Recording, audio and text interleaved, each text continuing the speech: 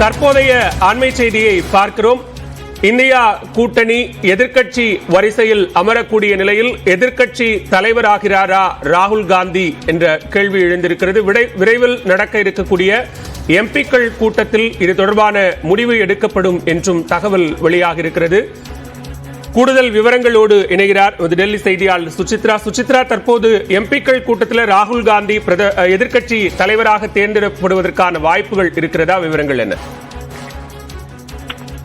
காங்கிரஸ் கட்சியினுடைய பல்வேறு தலைவர்களுமே தற்பொழுது வரும் ராகுல் காந்தி எதிர்கட்சி தலைவராக அமர வேண்டும் என்ற ஒரு கோரிக்கையை வலியுறுத்தியிருக்கிறார்கள்.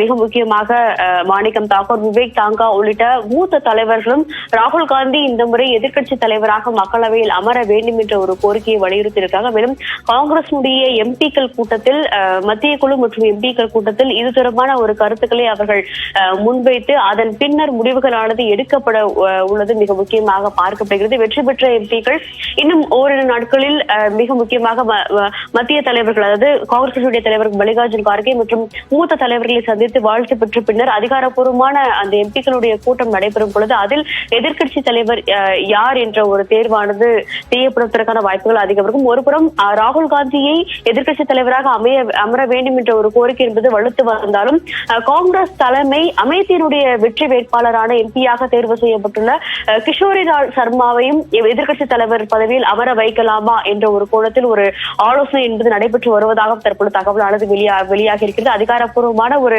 ஆலோசனைக்கு பின்னரே எந்த ஒரு முடிவுகள் எடுக்கப்படும் என்றாலும் தற்பொழுது இந்த ஆதரவு என்பது காங்கிரஸ் கட்சிக்கு உள்ளேயே ராகுல் காந்திக்கு அதிகபட்ச ஆதரவுகள் என்பதும் எழுந்துள்ளது என்பதையும் நம்மால் வெளிப்படையாகவே பார்க்க முடிகிறது. பாலா.